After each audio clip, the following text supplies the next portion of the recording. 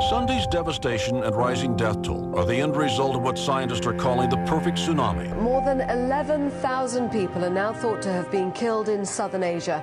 The tsunami death toll continues to rise as the real extent of the devastation unfolds. I'm never going to forget December 26th, ever. When you fly in to Aceh and it's January 2005, it's flat.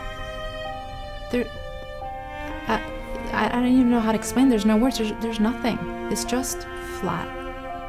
Their schools were gone. Their homes were gone. Their families were gone. Their children were gone.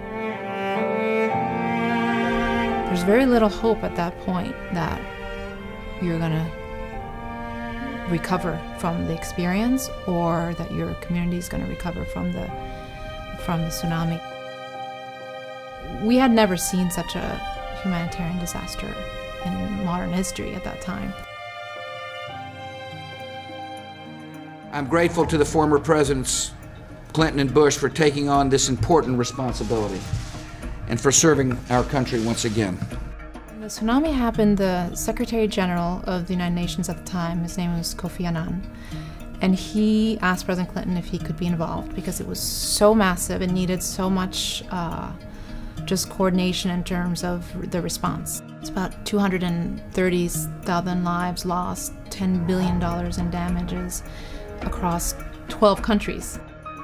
And some of those countries wanted support, others didn't, so it was a complex initiative. He wasn't given sort of a clear direction, but he had a vision.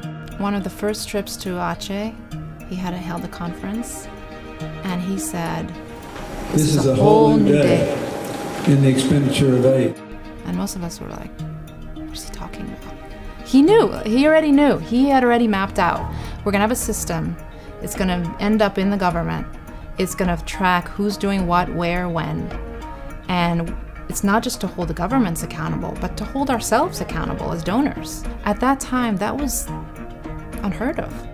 We have a moral obligation to build these areas back better than they were before the crisis began. He not only did what he promised to do, but he took it up a notch that now, 10 years later, we can look back and say, wow, what he did was extraordinary.